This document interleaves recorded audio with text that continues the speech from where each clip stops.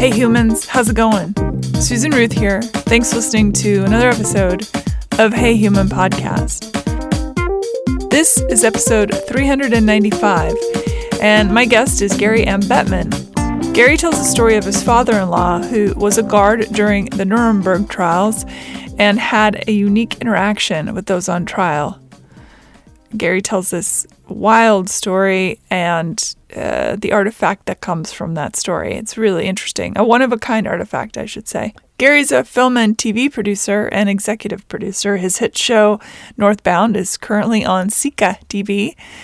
And some of his previous productions include The Omega Code, Waxwork, and the film A Gun, a Car, a Blonde.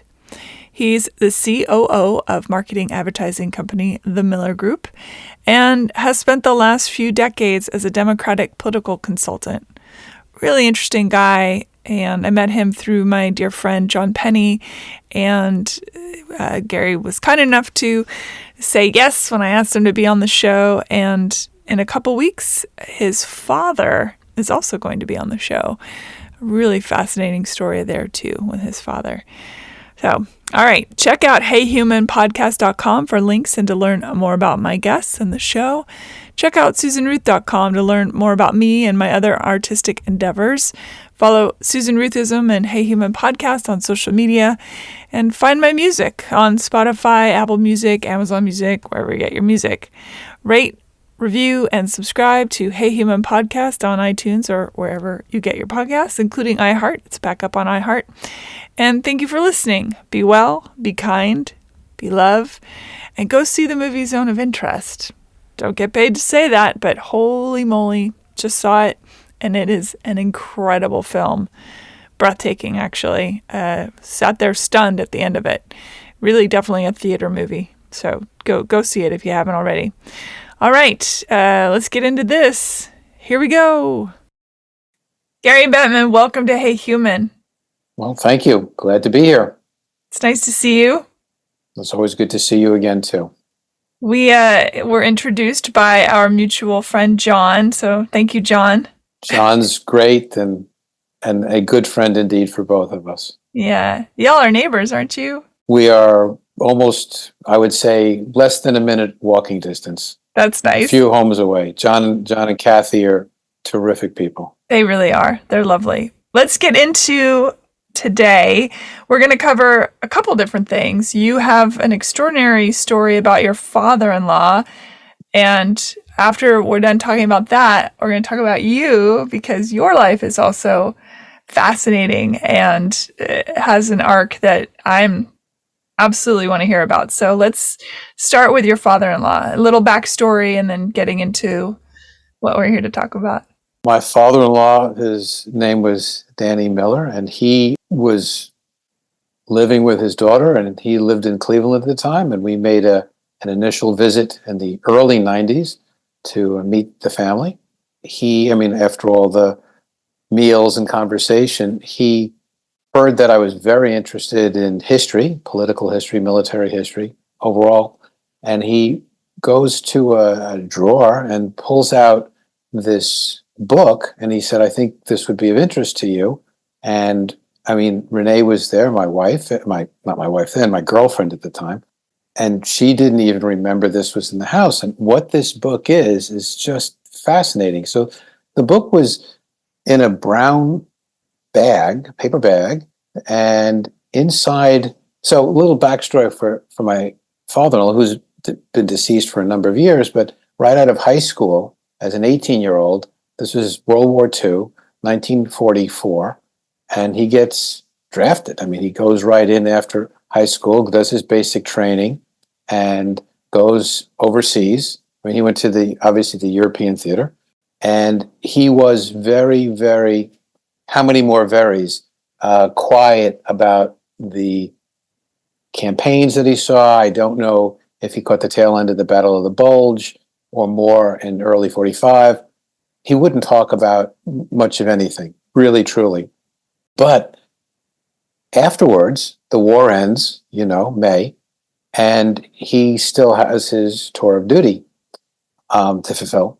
And he gets assigned to the Nuremberg trials. Now, he was a private, So, I mean, if you know that was it 1935, the Nuremberg laws that the Nazis passed, which were extremely onerous for Jews. And one of the reasons that Nuremberg was selected for the famous Nuremberg trials was because it tied in to Nuremberg, the Nuremberg laws. It was sort of like going full circle to have these Nazis tried because the Nuremberg laws were passed there. And I guess the city, like most German cities, were in shambles, but there was enough operable to have the British, the Americans, the French, all there with their lawyers to conduct what was going to be a very, very long, extensive trial.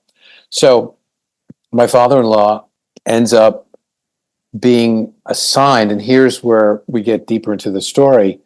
If you've seen pictures of Nuremberg, which people who know history or World War II history know, that you see mostly the courtroom, and inside the courtroom, all the Nazi defendants were seated, mostly with their headphones on for the translation, but some of them actually spoke a fair amount of English. And you see the judges and you see the lawyers and all that. And then on the back row, there were the white helmeted MPs, all spiffy looking with their MPs. That was not Danny. He was not an MP. He was just a private, the basic, sometimes they call the grunt, that's more a Vietnam term, I think. But his job, as he told it, now it's interesting because he would talk a lot about this part, as quiet as he was about the military in battle exploits. That's how, flip that around, and that's how talkative he was about this. So he would escort whatever particular Nazi he was assigned to from their jail cell through the bowels of the building to the front door of the courtroom, the very big courtroom. And then from that point, the MPs, which I always love, because you can always look at a picture, you see they have those white helmets. It's kind of cool looking. They would take it from there. So Danny was never in the courtroom per se. But somehow, and this is just amazing because as I got to know him, of course, later in his life, he was kind of a quiet guy. He wasn't verbose or outspoken, timid in some ways, not one to get involved, or it was certainly not a rabble rouser, none of these things. But at this point, as an 18, but at this point, I guess a 19-year-old private in the Army, he decided to do something which, to my research, and I've done a bit of research on this, has not been done. No one did it. So the United States Army privately printed a book, a nice sized book, hardcover, in Nuremberg, about the proceedings. It's about the size of a small coffee table book, with pictures of Nuremberg, but really all about the proceedings, the defendants, the judges. And it's a nicely printed book. So he gets one of these books and he basically smuggles it in, because the idea is you can't get too friendly with any Nazi.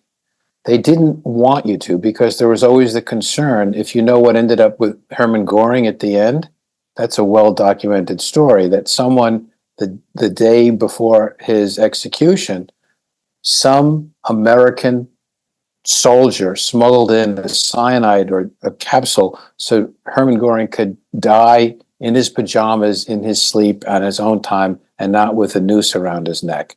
I think ultimately they figured out it was an officer or someone who was sympathetic, obviously.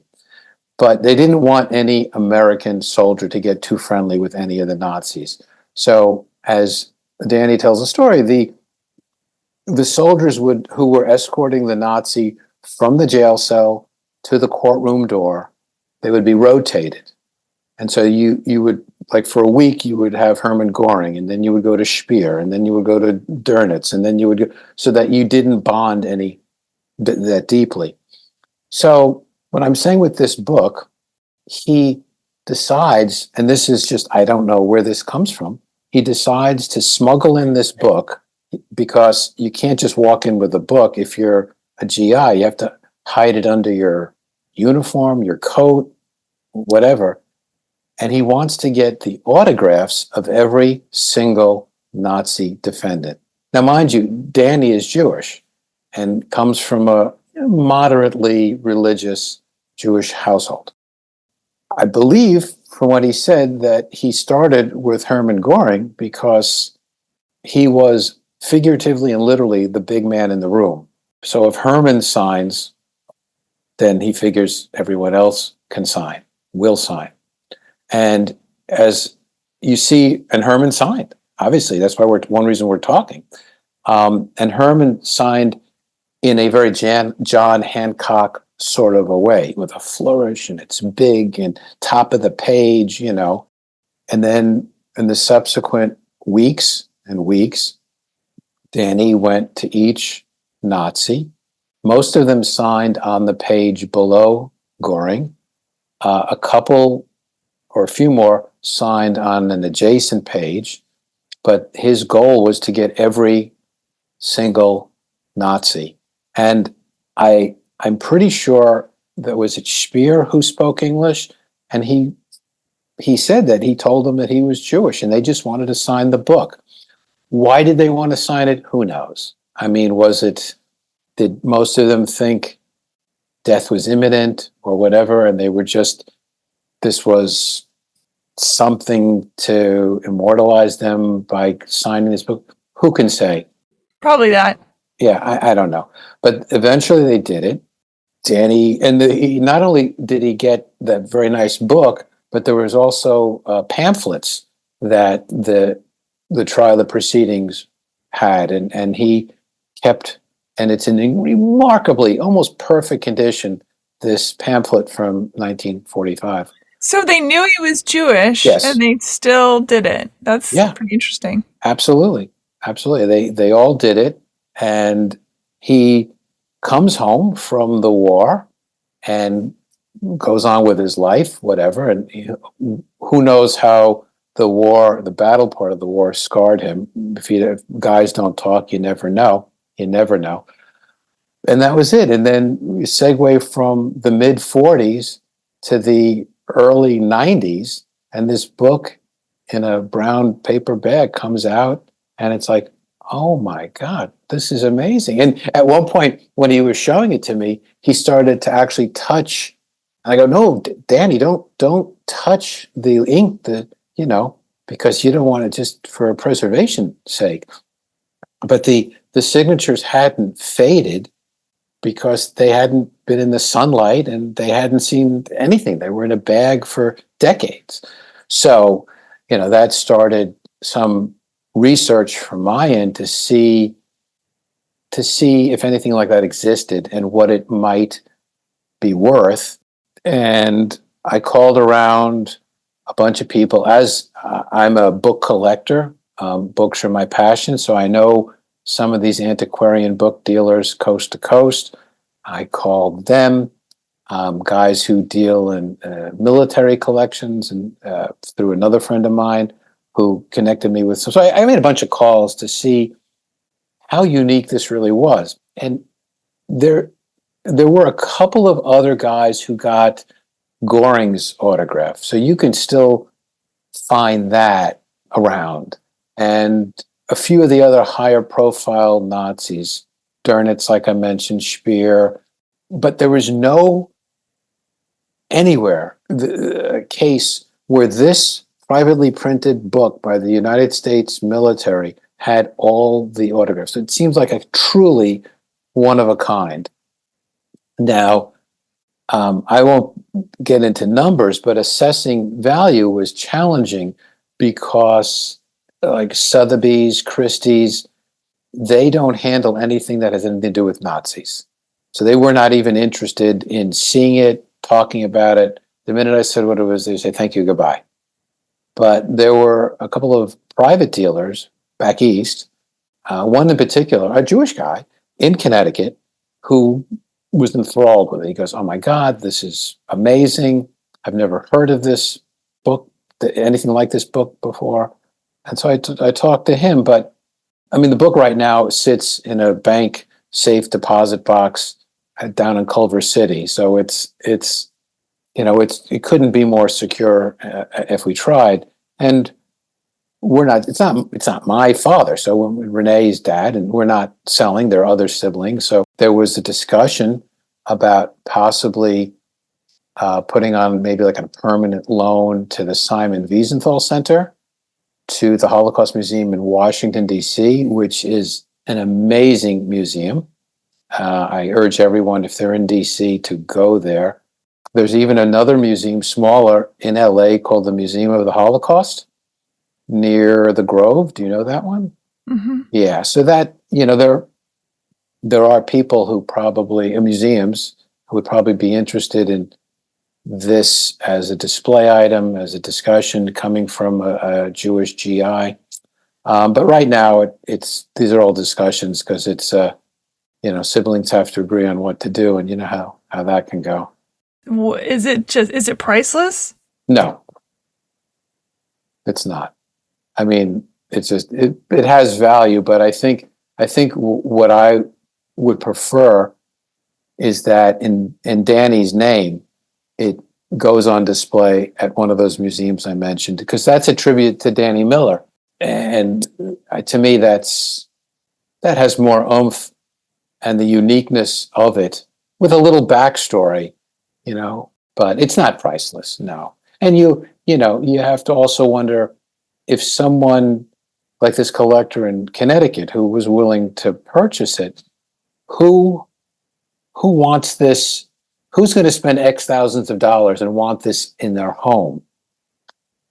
Is that so? Isn't it better to have it at the Wiesenthal Center or in Washington and say, but it's certainly unique. And so that's kind of just the most remarkable story. And even the book itself, he actually, besides the pamphlet, which I mentioned, there's also a second copy of the book that for some reason, he bought two copies, one, I guess, to keep, which is in like immaculate condition, and the one that the Nazis signed, which got a little wear and tear because it was being handed back and forth and obviously stuck in his clothes to get there.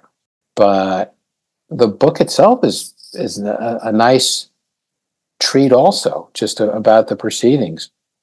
I feel like that definitely deserves museum to live on in a museum for a lot of reasons. It's for a lot of layers of reasons. Yeah. I mean, they could do a nice display on it. They would have to figure out, I guess the page that Goering is on with the most signatures would be the one if you opened it up on display, because to get to a couple of other signatures, you'd have to turn the page. So they'd have to figure out how to display it. But, I don't know what's going to happen. But it's remarkable to know that my father-in-law had this interaction with Hermann Goering, who, hierarchically after Hitler, you probably would have Goebbels, Himmler, and Goering as the big three right underneath Hitler.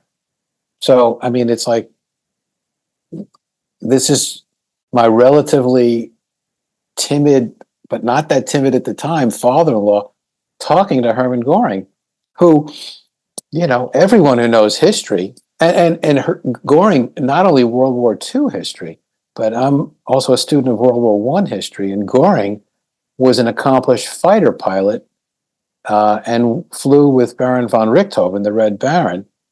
And so Goering didn't just come into being in World War II. I mean, he was already making a name for himself in World War I. He was actually after von Richthofen was shot down April 21st of 1918, the leader of his squadron was another pilot who was subsequently shot down, and then Goering ultimately took over the von Richthofen's squadron and finished the war. He was even ballsy back then. I mean, he painted von Richthofen, the Red Baron, was known because he painted his plane mostly all red. He had different planes, but they were almost all red. And Goering, who was even flamboyant at the time with a walking stick and all that, he painted his plane all white, which was, a different sort of approach. So This is a man from two world wars of significant historical status. And my father-in-law was like chatting with him. So, I mean, it's crazy.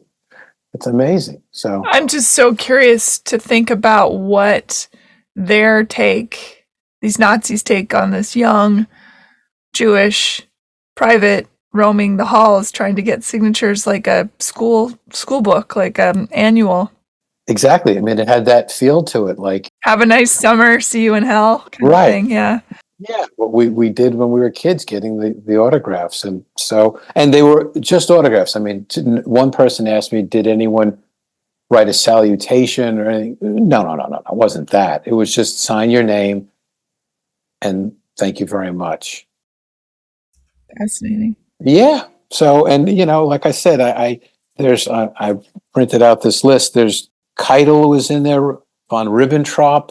I mean, people who know Hess, Dönitz, von Papen. These are all guys, if you look into their sordid past, were important enough in the Nazi structure, the killing apparatus, to be on trial at Nuremberg. I mean, they were not all executed. Some were given different levels of sentences. They were not all executed. Many were, but not all. It made me want to go back, which I did, and watch film, there was I think it was Stanley Kramer, I'm not sure, the famous movie that came out in the early 60s about Nuremberg, big feature film.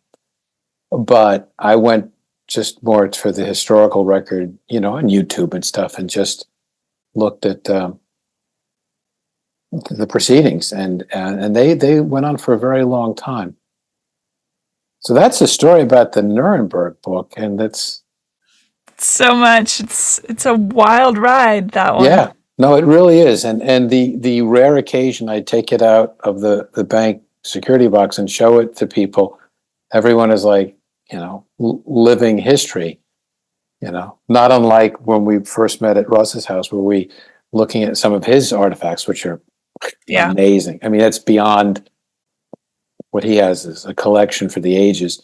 But this particular book, it's a real link to a generation, a part of history that, I mean, most of these guys, Danny would be 98 now or something like that if he were alive. And yet, sadly, when we're talking about Nazis and stuff like that, it's not gone. I mean, these guys are long gone, but what they created, it's with us every day, sadly, isn't it? It really is. I'm really looking forward to, in a future episode, I'll be interviewing your dad. And that's going to be a really incredible conversation, I feel like, as someone who lived the experience of Nazi Germany. Yeah, my dad had it, and we'll be talking to him in a couple of weeks, I guess. But my dad, far more dramatic story than Danny. I mean, Danny's was an interesting story because where did he have the chutzpah to do this? And it's an amazing artifact. I mean, my father lived it. My father was there. He'll tell you the story of the time with his grandmother, my great-grandmother, where they encountered a Hitler rally. He'll tell you that story. And he has memories as a very little boy of the pervasive fear that he felt instantly with his grandmother picking him up off the street and running in the opposite direction away from Hitler in Berlin. Yeah, his escape from the Nazis. I mean, he is a little boy, but he has memories. But my grandparents, my great-grandparents, my uncle, who was even younger than my dad, it's remarkable because, and we have other things I guess we're going to talk about today, but at that point, most of the Jews in Germany at that point were very secular and were Germans first. And again, many, many thousands of German Jews fought and died for the Kaiser in the First War. So there was a real sense of loyalty to Germany. And so that this all happened from, it was brewing through the 20s, but obviously in 33 when Hitler took power, 32 when he was running, whatever the dates, we know what happened subsequently. But it was a disbelief on almost all the secular Jews in Germany, and especially in the big cities, that this could happen because we meaning the German Jews, fought and died for the country in a war not that long ago. The echoes of World War One, people could argue, helped create World War II. That's a discussion for another time. I've been in seminars where some say the Treaty of Versailles and this and that, but either way, the bottom line is that the Jewish population in Berlin, in Germany, never thought this could happen until it happened. Yes, that seems to be an echo that resounds throughout history. Right. What's the only history? You're doomed to repeat it, or what's that line? The paraphrasing of it is, if you don't know your history, you're doomed to repeat it. It takes the people, it takes followers to make all this happen. He couldn't do it in a vacuum by himself. So, and I guess multiple reasons. That hatred was obviously bubbling below the surface. Otherwise, I don't know, but I can't imagine if someone, a Hitler-type person at that point in, say, England, it wouldn't have happened because it was a different set, different political mindset in England.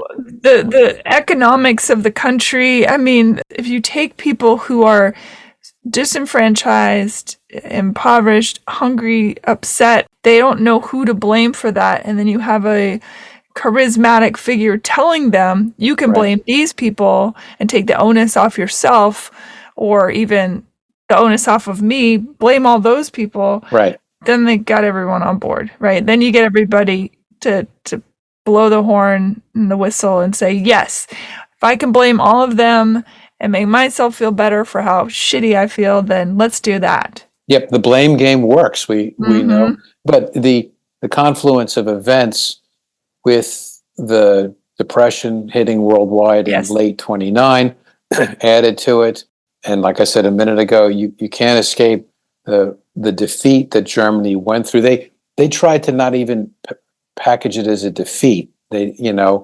Germany had to, on November 11th of 1918, actually, I guess it was the night of the 10th into the 11th, they surrendered in this rail car to the French and British.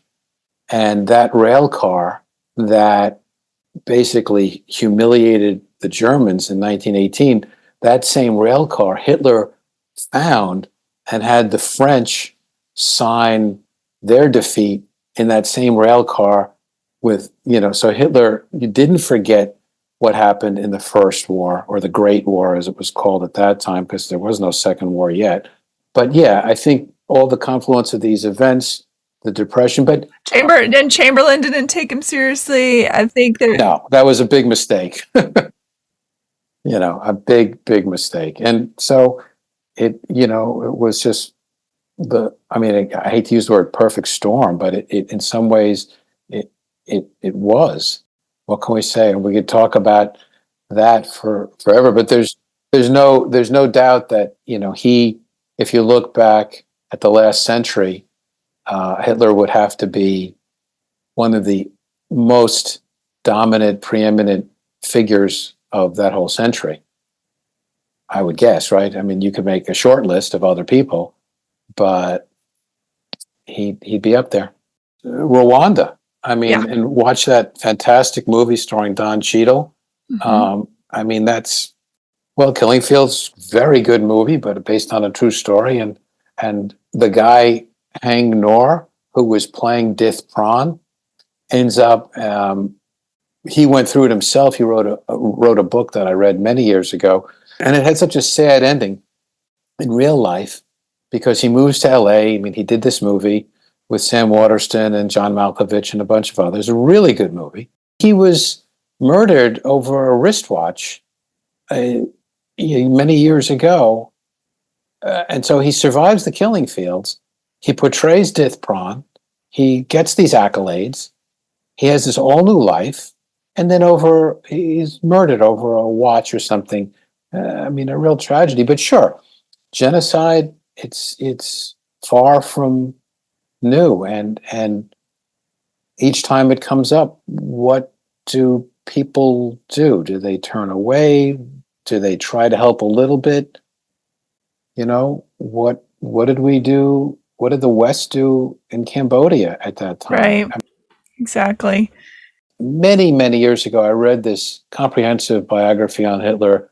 I think his name was John Toland, really very good author. And he spent some time in there talking about the Armenian genocide in the First War and how the West didn't do much. We were fighting the war and this and that. And, they didn't really were concerned about it. Other things were more important. And I think there was a small part in Hitler's demented mind that said, we killed, the numbers vary because it was 1915, but 800,000 or so Armenians, and no one seemed to care. The Turks got away with it. So I can do that to the Jews. But what Hitler did is took it to heights way beyond the Armenian genocide, beyond Rwanda, beyond anything we've ever seen. And what a lot of people forget is that it wasn't just Jews that were exterminated.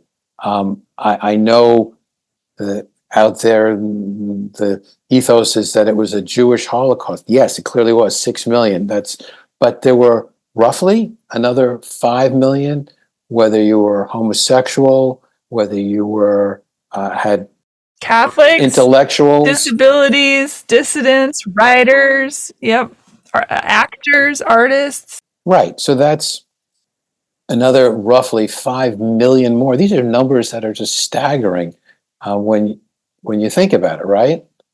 His place in history is... He's a Hall of Famer in hell, yeah. Sadly inescapable. I don't know. But anyway, so that's sort of the overall with Danny Miller. And yeah, well, let's get into you. You have led a fascinating life thus far. I always had major interests as a kid, and one of them was I loved the movies and watched a lot of TV. The movies held a special place for me.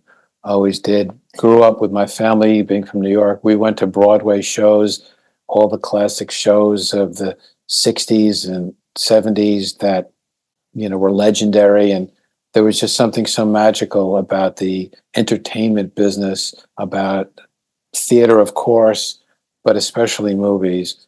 And it kind of was all I ever wanted to do. I didn't even know. I'm a young kid, and they didn't have any film programs in high school, but I did the local theater and, sort of found my niche as a producer director, but much more so as a producer, and went to film TV school where I was a major and did that and graduated from small school upstate New York called Ithaca College, where I had the privilege of meeting Rod Serling, who was like, I think the Twilight Zone is one of the, you talk about most influential people in history. I think the Twilight Zone is one of the top 20 TV shows ever. The fact that he started it in 59 and ended it in 64, and people still talk about certain Twilight Zone episodes. Oh, the Burgess Meredith one. Oh, the William Shatner one. Oh, my, and so on and so on. It was a great show. It was a great honor to meet him. He was from upstate New York. He taught classes at Ithaca College. He was very involved in bringing our television studio into the modern age. He was a terrific man who sadly died very young. He was a heavy smoker. 2-3 packs a day, and just a brilliant man. And I was a privilege to just shake his hand and call him Mr. Serling. And I wish he had lived a long, happy, healthy life. But if he had just lived a few more years, instead of being a sophomore meeting him, I would have had him as a senior, where I had even more interaction. But he helped our school immensely.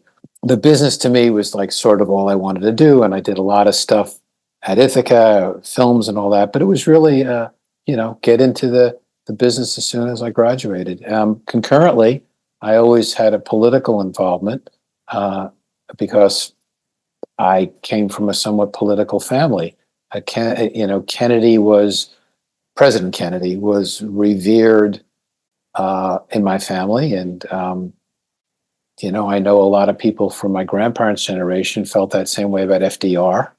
So I had that sort of imbued in me too. And there was even a story about on my mother's side about her grandmother, my great grandmother, marching to get the rights for women to vote, before women didn't get the vote till 1920. And she was marching before the war to get, and I think actually the war accelerated women getting the vote all over the world. Because if you look at the countries when women got the vote, I think the Great War helped that. But I had that sense of pride that someone in my family was actually marching to get women.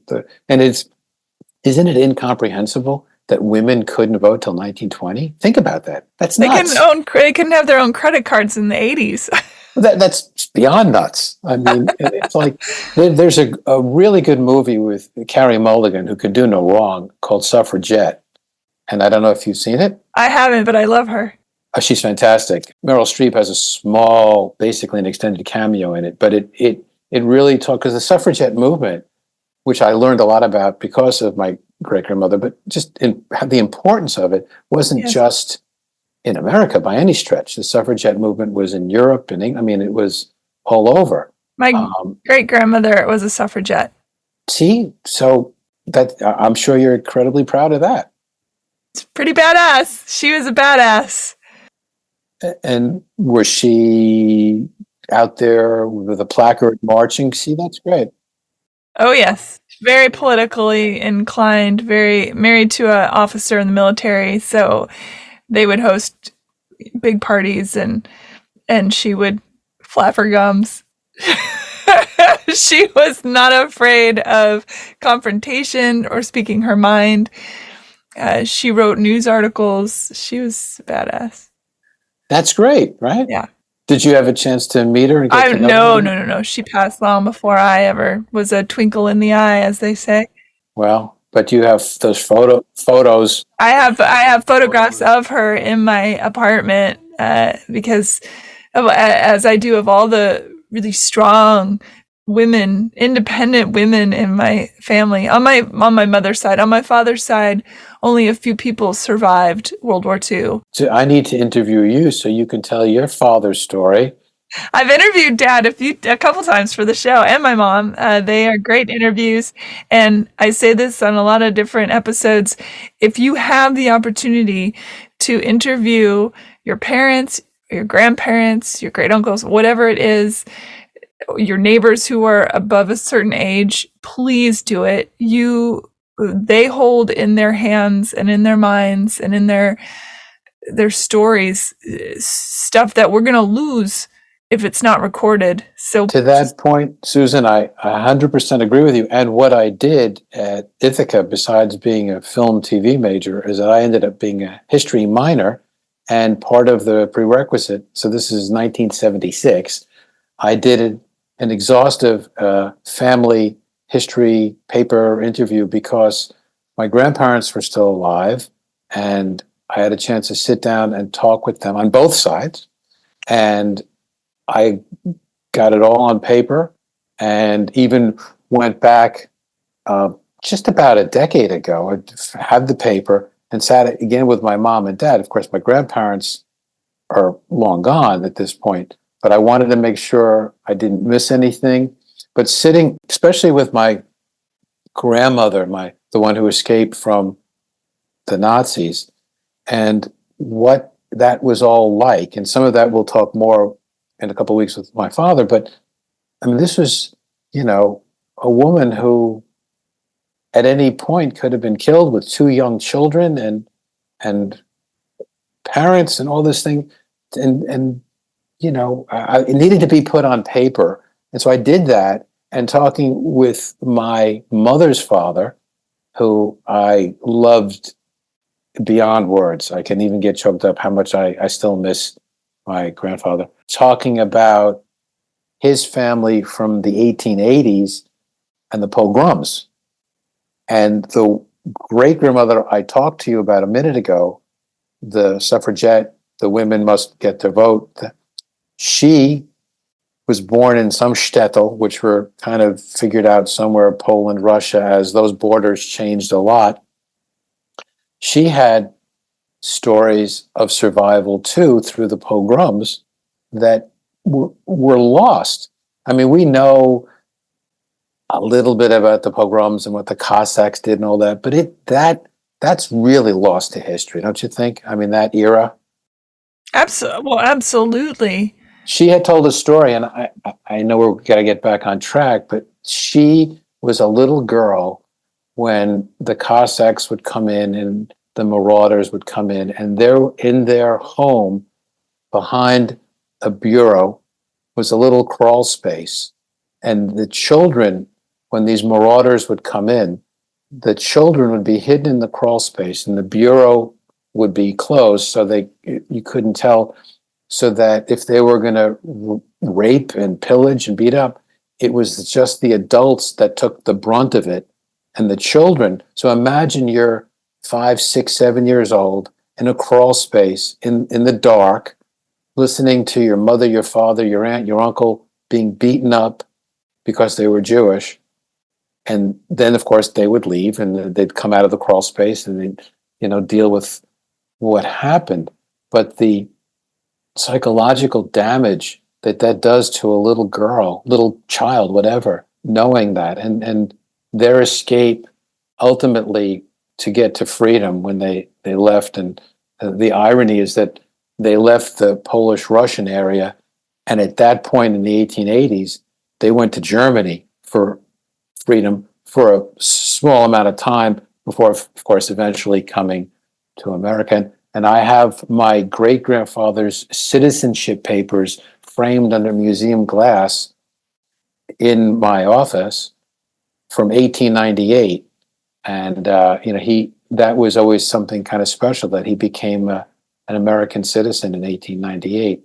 That's really incredible that you have that, because so much of that has been lost to time. Oh, totally. I mean, we're losing things to time in the last 100 years or even less, let alone before that.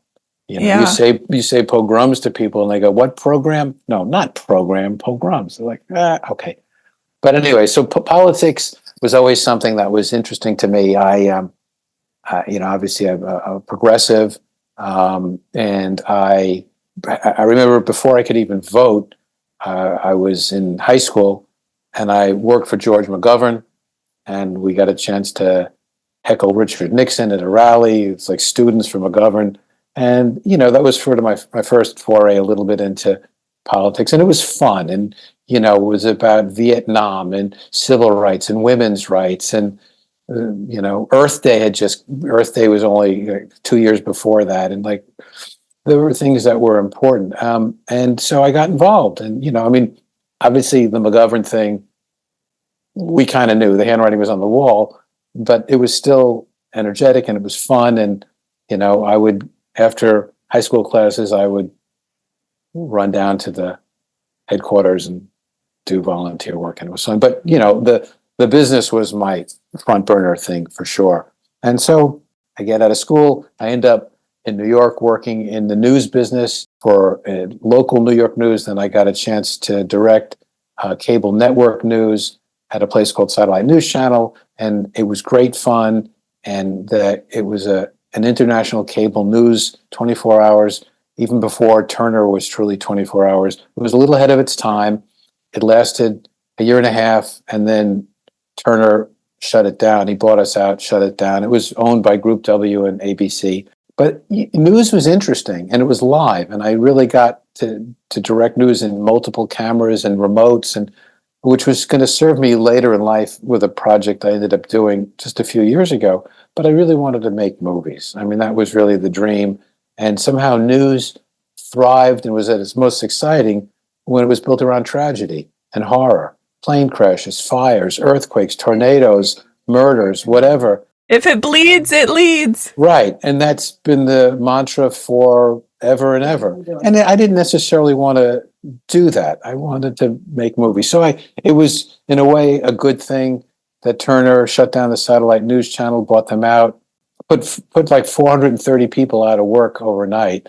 I said, okay, move to LA. I came to LA and really started the pursuing of a film career, or, ended up working a bit as an AD, a first AD, which is an interesting position, a means to an end, to get to be a line producer and producer. Had a fun time in a network pilot called Man About Town with Daniel Stern, who you probably know. Daniel Stern, yeah. It was a really fun project at MTM, at the height of MTM, when they were doing St. Elsewhere and Hill Street Blues. And we did our sitcom in the Mary Tyler Moore stage. So this is where, talk about women that blazed the trail. Mary Tyler Moore, I mean, she's up there with Carol Burnett and a bunch of others. And I was on that stage, and wow, that's just really amazing. And then I just started doing low budget films as a first. And the goal for me, of course, was to not be a first AD for too long, and got a couple PM credits, line producer credits. And I think on my IMDb page, I've got 20 producer credits and other production credits first. Some of my acting credits, I dabbled in that. I got into SAG in 1983, and so LA, and I miss New York. My family's there, but LA's been home. Career-wise, it's been pretty good, and I did go back for a time to work on the Mondale Ferraro campaign, where I was assigned as a video crew for Geraldine Ferraro's Northeast speeches. We would record them and to shoot B-roll, and at that time everything was like on 3/4 inch. Remember those 3/4 inch machines? You're too young to remember that. It was an old system. Anyway, but it came back here, and it's been a progression of movies through the 80s, 90s, early 2000s. Had a lot of movies that are near and dear to me, some not so much. When you start looking at the titles, some actors that I loved working with, and some that were a real pain in the butt. Who did you love working with? Linda Carter was absolutely fantastic. She, and most people remember her as Wonder Woman, but she couldn't have been nicer. She even, in fact, said that because of her Wonder Woman fame, that when people found out where we were filming, mostly it was up in Santa Clarita at that point, but still within the 30-mile zone, people would come, and she said, I'm going to have fans show up.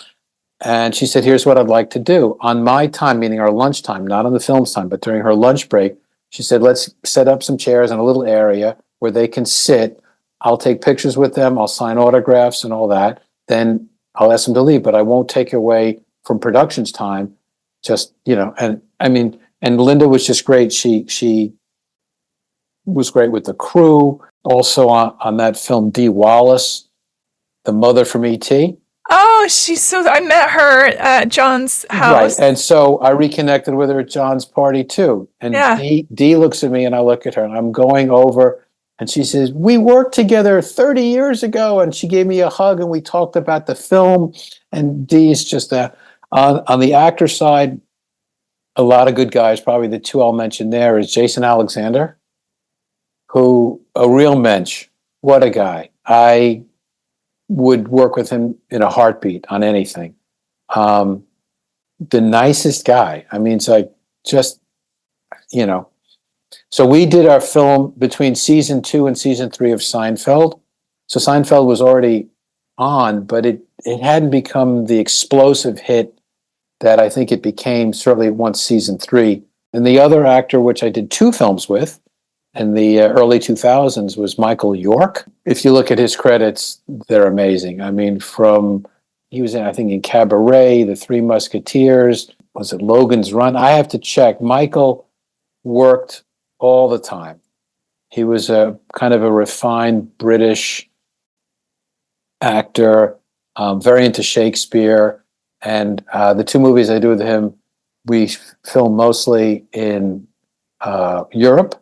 And so it was fun hanging with him Michael's great. Here's one quick anecdote about Michael. He wrote a book, which I'm telling this a little backwards. So I kept in touch a little with Michael. We had the occasional lunch, but between the first and second movie, and a little bit less after the second movie.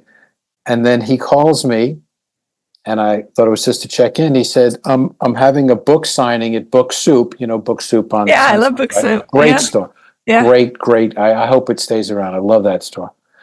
And he said, I'd like you to come and sit in the front row and join me. I go, sure. What's the book about? He said, well, I need to tell you that you're mentioned all throughout the book.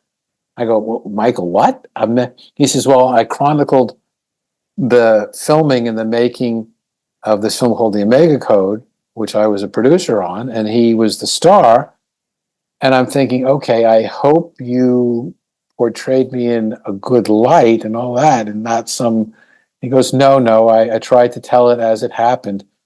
So I went and I supported Michael, and he had a good crowd at Book Soup, and it was really nice. And we chatted a bit afterwards, and his wife, Pat York, was an accomplished photographer, was there. But part of me was like, if you're going to write a lot about a person, shouldn't you have given like that person at least a heads up that you're like scattered throughout my book as Gary Bettman? I didn't say that, but I'm thinking that. I said that to my wife. I said, Michael should have just, and unfortunately, one key thing that happened, he got wrong. And now that it's in print, there's no way to correct it. And so it was a very key moment in pre-production that he attributed something to the wrong person. And but what are you going to do?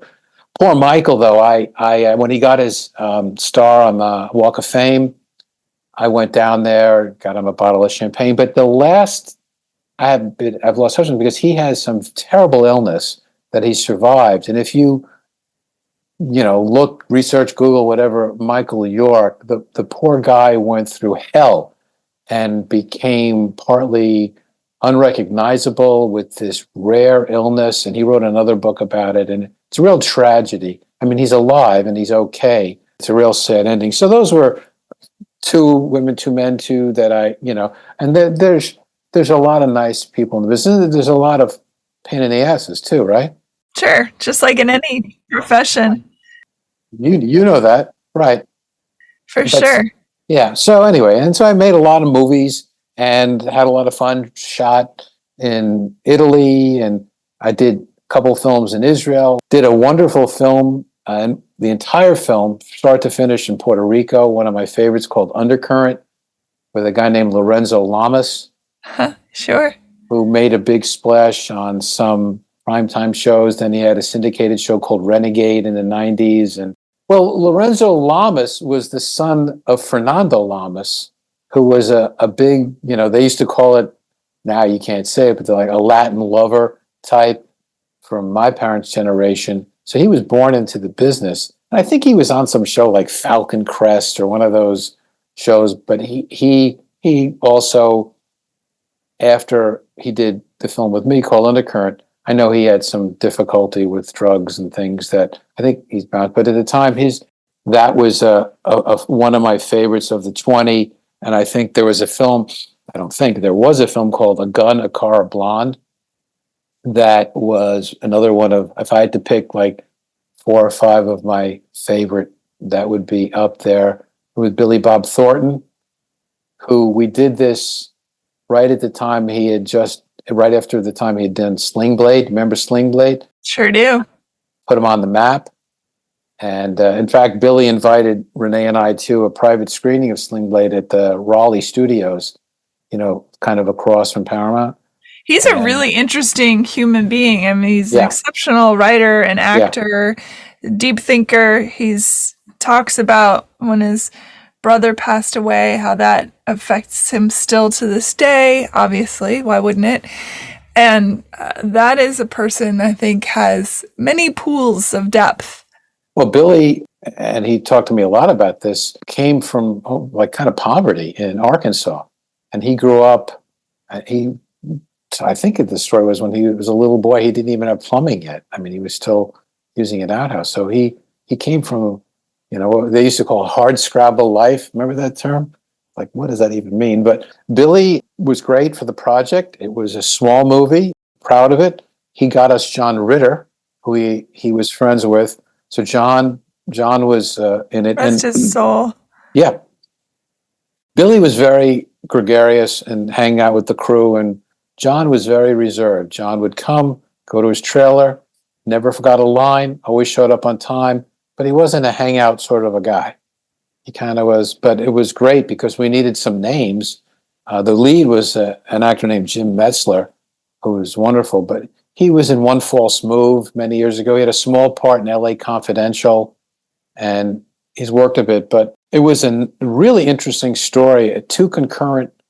We shot half in black and white and half in color. And Jim, the lead, was a guy racked and dying of cancer, and he was very sick, and he created this alternative world in his mind to escape the pain that he was going through. And so the real world was in color, and the manifested world was in black and white, but it was a tribute to film noir. The black and white was all a noir, and even our composer, a guy named Harry Manfredini, who I've worked with on a number of films, and he's even scored commercials. He's best known for Friday the 13th.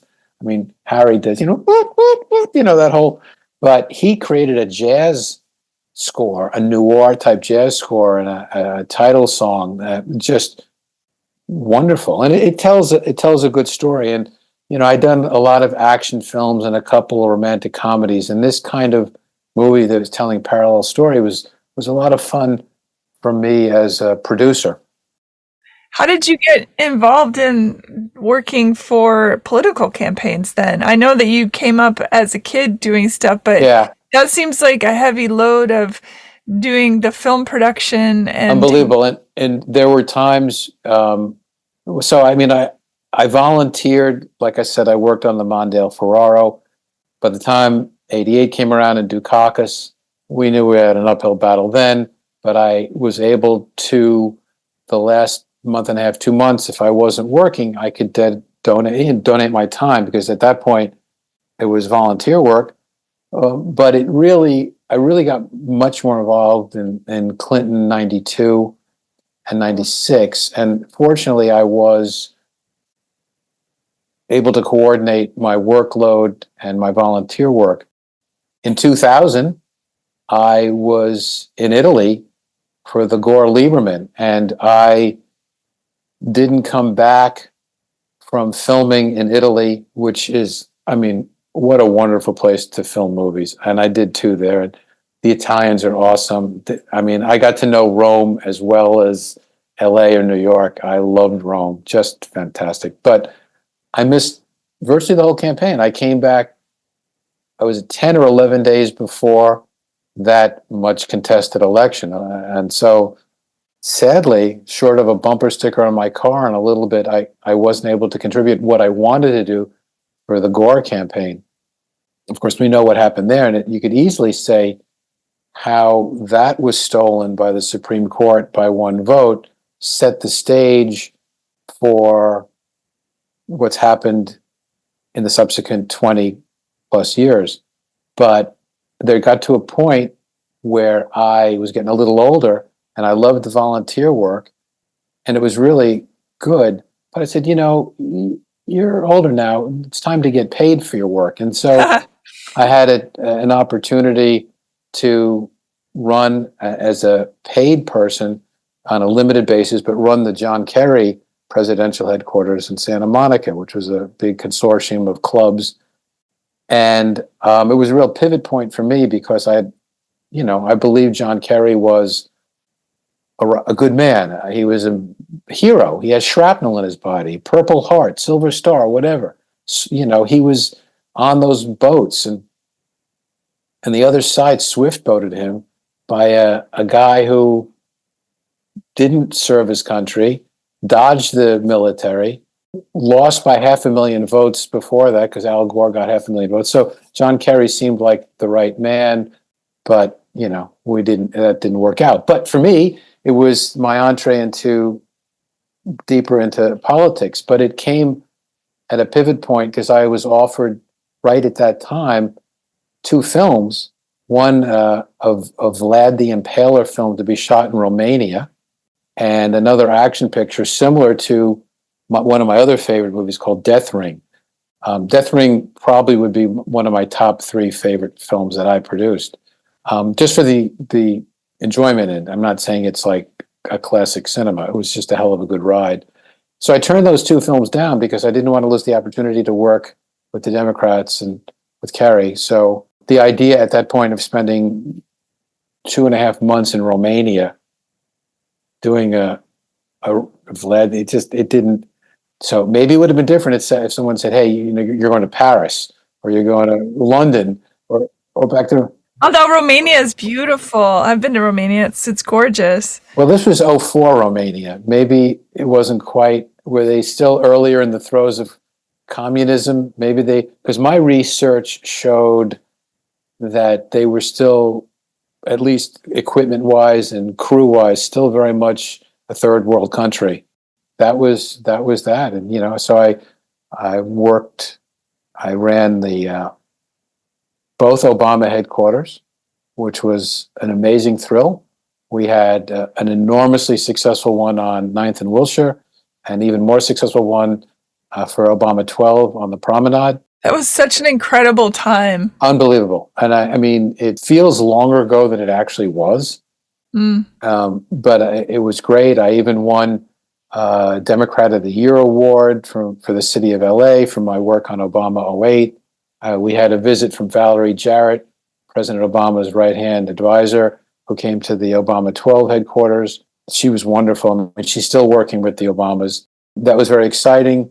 Hillary, we had Hillary on Montana and Santa Monica. That headquarters, we had people phone banking, text banking, like literally on the streets. And we won't go into, the whole Hillary situation, what happened and all that, maybe for another time, I guess. But there's a case where she won by almost 3 million votes. I mean, Gore won by 500,000, Hillary won by 3 million. And I hope, though I don't think it's going to happen, that I'm alive to see a one person, one vote in this country. I understand what our forefathers did, why they did it. The true democracy is one person, one vote. And truthfully, if you're a Democrat in Mississippi or you're a Republican in California and you want your vote to be counted, the way our system is now, it doesn't matter. And it should matter. I'm very passionate about that because I think if we had true one person, one vote democracy, we wouldn't have had a lot of things. You could even argue we wouldn't have had 9/11 because Bush was shucking hay in Crawford, not reading the presidential briefings properly. It was under his watch that 9/11 happened. He'd been president for 8 months. And I think Gore would have been different. The environment certainly would have been different. I think the response to Katrina would have been different. And we could just go on and on about one person, one vote and how it would have changed the last 23, 24 years. But that's another conversation. But anyway, so work-wise, I then was working with the Miller Group, my wife's company she founded in 1990, and brought a lot of production to the company, to the ad agency. That's why I was in Chicago. We were doing 2 web television shows for a client of ours, which I directed, which gets back to my news background, directing live multi-camera shows. So I dusted that off, my headsets and all that. So it was fun to be back doing that for the Miller Group. We literally just finished shooting our 3rd season called Northbound. It's a web series that has garnered over 1 million views. Northbound, the 3rd season that we're in post on, will be our final season. We've done well with it. It's on a platform called Seeka TV. So I'm the EP of that. And that's been a lot of fun. We shoot the whole thing in the Upper Peninsula of Michigan. Where they stick up their hand and they're up there. That's right. And it's it's really, people think of Michigan and they think of Detroit, of course, Grand Rapids, Kalamazoo, but the UP is far away from that. I mean, they're actually, when we were flying in talent from New York and LA, we didn't fly them into Detroit. We flew them and usually to Green Bay or Madison because they're a closer drive to Wisconsin and the UP. But that's been a fun project, and we have a feature film we want to make based on Northbound called North Star, so we'll see where that goes. And so that's been fun. And, if you look at the Miller Group YouTube page, there's around 200 videos. I think probably 95% of them I either produced or directed. So that's been fun, having my, feeling now in the ad agency world, but still a little bit in the production world and the political world. And so it's a multi-hyphenate. Right? Is that the term? Multi-hyphenate? Yeah. Yeah.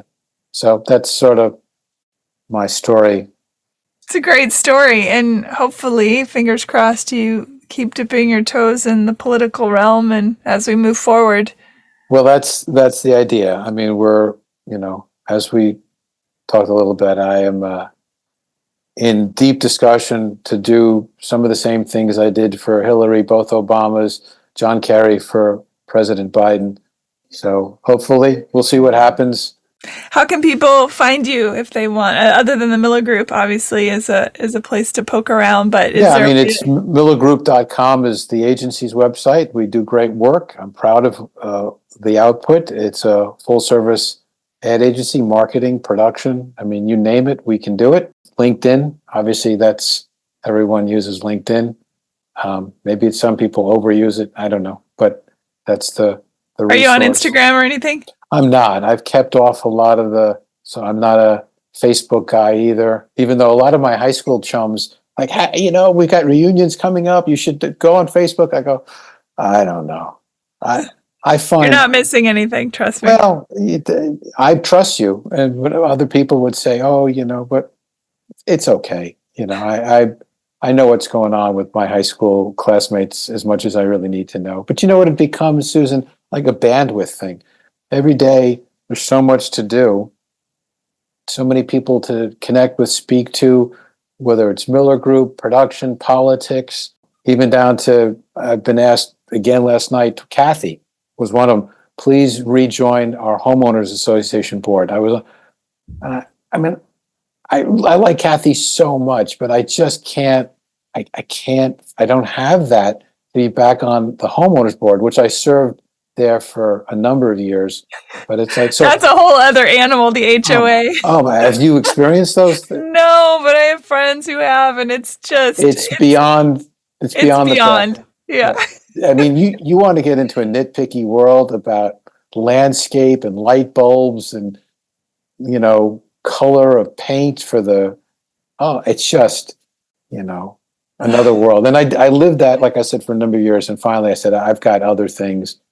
I'll attend some meetings, but I said to Kathy, thank you. I know you want me back on the board. I can't do it. Yeah. Well, Gary, I really appreciate your time and your stories. I'm super excited to talk to your dad in a couple weeks. No, thank you. I mean, I'm super excited. I know my dad's really pumped about this, and I look forward to that. But thank you. I mean, this has been great. You're great at what you do. You make it easy. You make the flow happen. I appreciate that. Appreciate that. And I'm sure we'll see each other, whether it's John and Kathy's or somewhere else soon. I hope so. Oh, yeah. Well, it's a pretty small world around here, so I'll definitely be seeing you. Thank you for listening, everybody. And thank you, Gary, again. Thank you, Susan. So much appreciated. We'll see you soon. Bye. Rate, review, and subscribe to Hey Human Podcast on iTunes, Spotify, iHeart, wherever you get your podcasts. Thanks. Bye.